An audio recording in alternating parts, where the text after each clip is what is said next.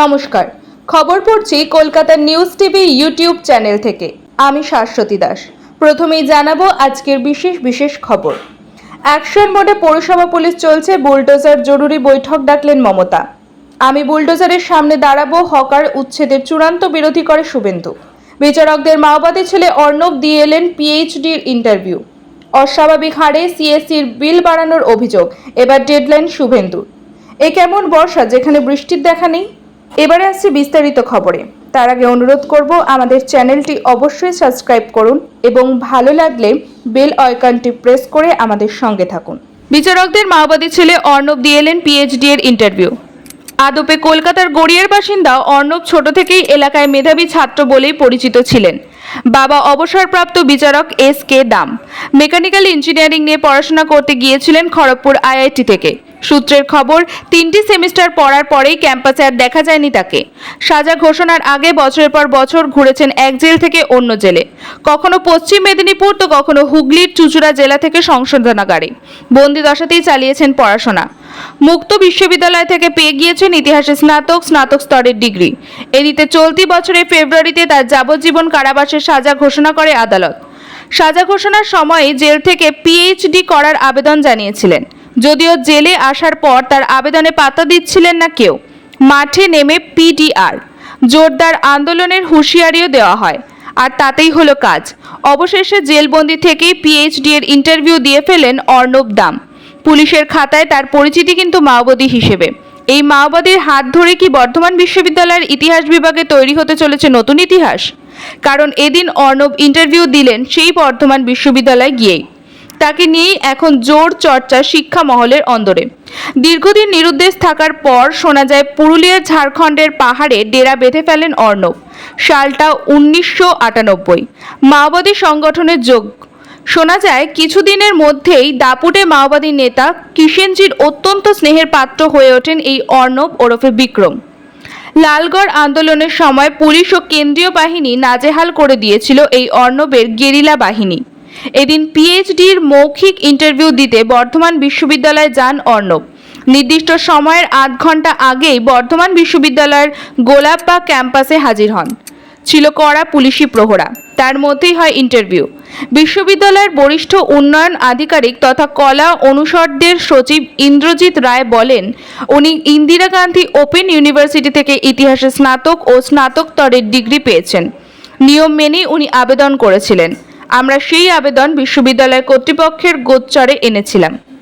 অস্বাভাবিক হারে সিএসসি এর বিল বাড়ানোর অভিযোগ, এবার ডেডলাইন শুভেন্দুর। কলকাতায় এবার অস্বাভাবিক হারে বিদ্যুতের বিল বাড়ার অভিযোগ শুভেন্দু অধিকারীর।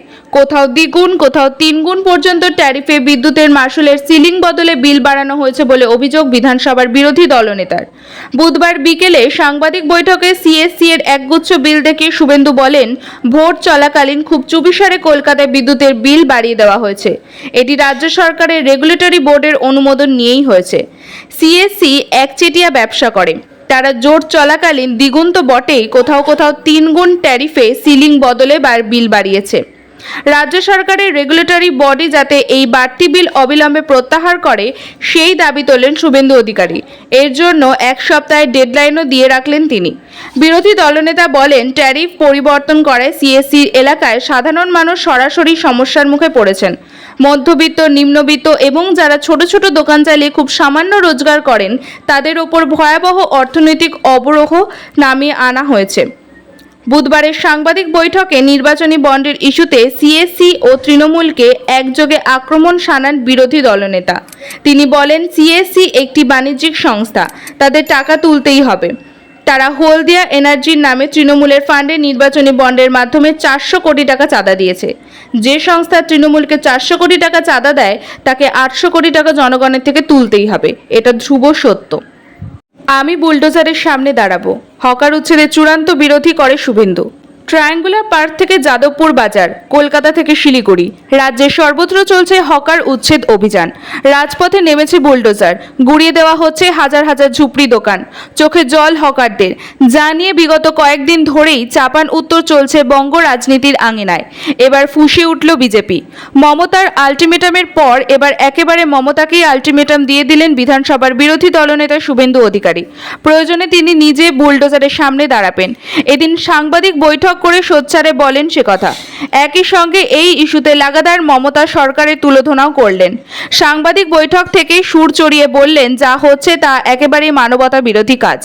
বললেন, বেহালাতে বুলডোজার নিয়ে গুড়িয়ে দেওয়া হয়েছে, হকারদের জিনিসপত্র সরানোর সুযোগ দেওয়া হয়নি। যেভাবে লালবাজারে পুলিশরা কাজ করছেন, যেভাবে অন্যায়ভাবে পুলিশের প্রিজন ভ্যানে তুলে নিয়ে আসার ছবি সামনে এসেছে, সেটাকে হকার উচ্ছেদ বা জনগণের স্বার্থের কাজ বলা যায় না। এটা মানবতা বিরোধী কাজ।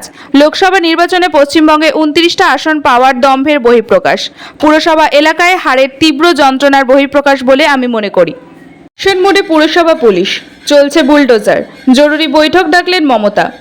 মুখ্যমন্ত্রীর হুঁশিয়ারির পরেই শহর এবং শহরতলি জুড়ে চলছে বুলডোজার। একেবারে অ্যাকশন মোডে পুলিশ এবং প্রশাসনিক আধিকারিকরা। একের পর এক জায়গায় বুলডোজার দিয়ে ভেঙে দেওয়া হচ্ছে অবৈধ নির্মাণ। হঠাৎ করে এমন প্রশাসনিক তৎপরতায় মাথায় হাত হকারদের। সমস্ত কিছু হারিয়ে কিভাবে চলবে সংসার? এই অবস্থায় আগামীকাল বৃহস্পতিবার জরুরি বৈঠক ডাকলেন মুখ্যমন্ত্রী মমতা বন্দ্যোপাধ্যায়। হকার উচ্ছেদ নিয়ে এই বৈঠক হওয়ার কথা আছে, যেখানে সমস্ত জেলার জেলাশাসক, পুরসভার সচিব এবং পুলিশ সুপারদের উপস্থিত থাকতে বলা হয়েছে। গত কয়েকদিন আগে পুরো পরিষেবা নিয়ে চরম ক্ষুব্ধ হন মমতা বন্দ্যোপাধ্যায়। রাজারহাট, নিউ টাউন, সল্টলেক থেকে হাতিবাগান, গড়িয়াহাট জুড়ে বেআইনি স্টল নিয়েও ক্ষোভ প্রকাশ করেন তিনি। এই বিষয়ে পুরো চেয়ারম্যান, বিধায়ক, মন্ত্রী কিংবা প্রশাসনিক আধিকারিক কাউকে রেয়াত করেননি মুখ্যমন্ত্রী। নিউ টাউনে লোক বসানো নিয়ে সরাসরি সুজিত বসুর ভূমিকা নিয়েও প্রশ্ন তোলেন। বলেন, সল্টলেকের অবস্থা দেখে আমার লজ্জা লাগছে। কেন কাউন্সিলররা কাজ করছে না? প্রশ্ন তোলেন মুখ্যমন্ত্রী। বর্ষা ঢুকছে বঙ্গে, কিন্তু বৃষ্টির দেখা নেই। উল্টে রোদের দাপটে এখনো পড়ছে দক্ষিণবঙ্গের একটা বড় অংশ। কবে হবে বৃষ্টি? ঘুরছে প্রশ্নটা। যদিও হাওয়া অফিস বলছে দ্রুত দক্ষিণবঙ্গে সক্রিয় হবে মৌসুমী বায়ু। বর্ষার অনুকূল পরিবেশও তৈরি হচ্ছে। আগামী 3 থেকে 4 দিনের মধ্যে দক্ষিণবঙ্গের যে সমস্ত জেলাগুলিতে মৌসুমী বায়ু পা রাখেনি, সেগুলিতেও পৌঁছে যাবে বলে মনে করা হচ্ছে। অন্যদিকে বঙ্গোপসাগরে ইতিমধ্যে যে ঘূর্ণবাত তৈরি হয়েছে, তা আরও শক্তি বাড়াচ্ছে বলে জানা যাচ্ছে। দ্রুত সেটি নিম্নচাপেও পরিণত হতে পারে। দক্ষিণবঙ্গে বৃষ্টির পরিমাণ বাড়তে পারে বলে জানাচ্ছে মৌসুম ভবন। বিক্ষিপ্তভাবে বজ্রবিদ্যুৎ সহ বৃষ্টি হতে পারে বলে জানাচ্ছেন আবহাওয়াবিদরা। তবে শুধু বৃষ্টি নয়, শুক্রবার পর্যন্ত বৃষ্টির সঙ্গে 30 থেকে 40 কিলোমিটার প্রতি ঘন্টা গতিবেগে দমকা ঝোড়ো হাওয়াও বইতে পারে। তবে সবথেকে বেশি বৃষ্টি হতে পারে পূর্ব মেদিনীপুর।